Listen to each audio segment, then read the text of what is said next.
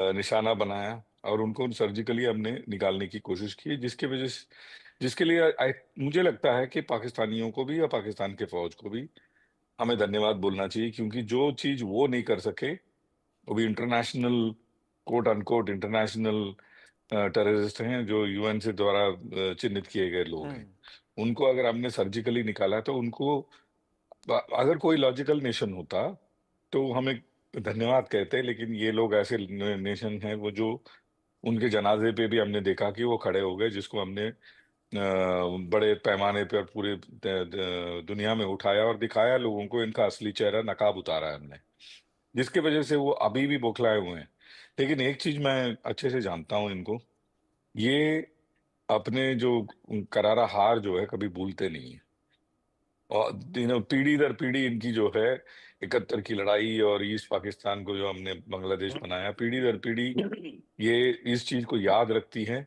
और अंग्रेजी में कहता है ना, they keep licking their wound. Hmm. तो इनको हल्के में नहीं लेना चाहिए हमें, क्योंकि ये कुछ भी कर सकते हैं। और सब, पहली बात। और दूसरी बात क्या है, कई इलाकों में पाकिस्तानियों की जो हमदर्द हैं हमारे देश में जो बैठे हैं, वो भी हो सकता है हानि पहुंचा रहे हों। कल मैं वही देख रहा था, वो जो एक लाल टोपी वाला इंसान जो कह रहा था कि हम्म। हमको सारा इंफॉर्मेशन यहाँ से आता था हम्म। कि ये हम्म। फलाने जगह से हम्म। ड्रोन लॉन्च हो गया, हम्म। फलाने जगह से आर्मी का मूवमेंट हो रहा है, हमको वीडियो मिलती थी। मैं उसके बाद से शायद एग्री करता हूँ, हो सकता है उनको उसको मिलती रही हो। और वो आदमी ऐसा है कि थोड़ा बहुत हानि जरूर पहुंचा सकता है। और ऐसे लोग पाकिस्तान में बहुत हैं, जिसको हम लोग गलत शब्द इस्तेमाल करते हैं, बोलते हैं नॉन स्टेट एक्टर। हम्म। पाकिस्तान में नॉन स्टेट एक्टर नामक कोई चीज है नहीं। सारी state instrument war mongering policy के एक हिस्सा हैं। हम्म। तो नॉन स्टेट एक्टर होते नहीं है कोई, पाकिस्तान में तो बिल्कुल ही नहीं है। नॉन स्टेट एक्टर उसको कहते हैं जिसको स्टेट की तरफ से कोई संरक्षण ना हो, पैसा ना मिलता हो, हम्म। या फिर कोई ट्रेनिंग नहीं मिलती हो, हम्म। उनको कहते हैं नॉन स्टेट हम्म। एक्टर। ये नॉन स्टेट एक्टर नहीं है, पहली बात। बट जब फौज उनका इसमें कूद पड़ा, तब ये फौज वर्सेस फौज वाली एक लड़ाई हो गई, हम्म। जिसमें वो बखूबी समझ गए कि हमारे फौज के सामने वो किसी भी कीमत पे खड़े नहीं रह सकते, क्योंकि जितना पैसा इनको खैरात में मिलता था उसका, और ये बहुत महत्वपूर्ण बात कह रहा हूं मैं, उसका 70 से 80% जो है ये पेंशन और पे देने में निकाल देते थे। बाकी बचा कुचा फौज के पास जाता था, फौज हम्म। मतलब आर्मी के पास। हम्म। जबकि जबकि आप देखते हैं, किसी भी नेशन को अगर ढाल की तरह कोई चीज बचाता है, किसी भी नेशन को इकट्ठा रखता है, वो है एयर डिफेंस। हम्म। जो एयर डिफेंस पे इनकी तवज्जो कम रही। एयर डिफेंस पे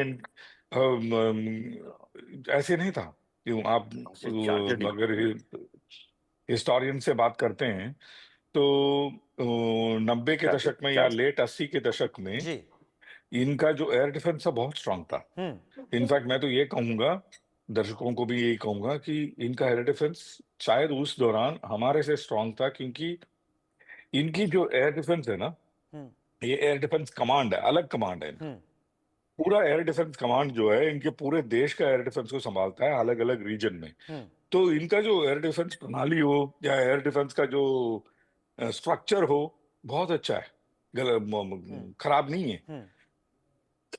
लेकिन इनके आपस के लड़ाई की वजह से, वायुसेना और थल सेना के बीच के जो फ्रिक्शन के चक्कर में, हम्म। इनको एयर डिफेंस का तवज्जो पिछले अब 10 से 15 साल में मिला नहीं, जिसका खामियाजा शॉर्ट इनको में अभी बुरी बता बुरी दीजिए कि तरह। पाकिस्तान इतना घबरा क्यों रहा है कि अगर कुछ हो गया 18 के ये बाद। उसी पे मैं आ रहा हूँ।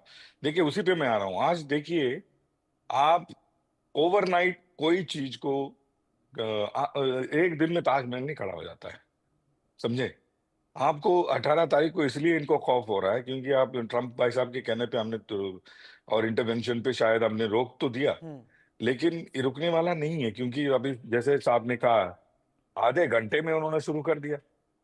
तो ये ऐसे कौम है, ये ऐसे लोग हैं जो अपने बातों पे खरे उतरने वाले लोग नहीं हैं, जिसकी वजह से इनको 18 तारीख को खौफ है। ठीक है। 18 तारीख को आप देखिए, हम कुछ करें ना करें, हरकत बहुत जबरदस्त इनके बीच में होगी। एग्जैक्टली और उसकी आवाजें भी आने लगी हैं। इसके सूद सर मेरे साथ फॉर्मर डीआईजी बीएसएफ इस वक्त जुड़ गए हैं। फर्स्ट लाइन ऑफ डिफेंस ने इस बार बहुत कुछ ऐसा किया है जो एक्सपेक्टेड नहीं था। कई सारे टेररिस्ट को लास्ट मोमेंट पर न्यूट्रलाइज किया और कई पोस्ट उड़ा दी, और उन्होंने एक तरीके से सेफ सिक्योर बॉर्डर को रखने में बहुत रोल इस वक्त निभाया। अभी बॉर्डर पर बीएसएफ को कितने चैलेंजेस फेस करने पड़े हैं या करने पड़ रहे हैं, और क्या यही वजह है कि पाकिस्तान घबराहट में है कि आर्मी तो आगे आ ही नहीं पाई, बीएसएफ ने ही बहुत बड़ा रोल निभा दिया? पहली करेक्शन मैं एक करना चाहूंगा। जी। I was not a DIG, I was additional DG. Sorry sir, ADG OD. तो उसके बाद मैं ये कहना चाहता हूं कि ये हमारा सोचना है कि वो घबराए हुए हैं।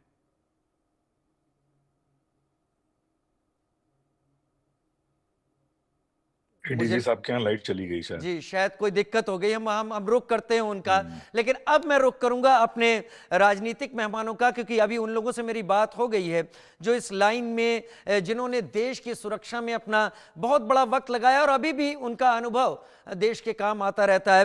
कौशल कांत मिश्रा जी मेरे साथ बीजेपी के प्रवक्ता के रूप में जुड़े हैं, लेकिन पहले एक बड़ी खबर। कच्छ में रक्षा मंत्री राजनाथ सिंह ने बड़ा बयान दिया है। पाकिस्तान और आतंकियों का चोली दामन का साथ है। कच्छ में रक्षा मंत्री राजनाथ सिंह का बड़ा बयान। पाकिस्तान आतंकियों का चोली दामन का साथ। पाक के परमाणु हथियार आतंकियों के हाथ लग सकते हैं और यह पूरी दुनिया के लिए एक गंभीर खतरे की बात होगी। हो गया है कि पाकिस्तान में आतंकवाद और वहां की सरकार का चोली दामन का संबंध है। स्टेट और नॉन स्टेट एक्टर के बीच का नकाब अब पूरी तरह से उतर चुका है। अतः इस परिस्थिति में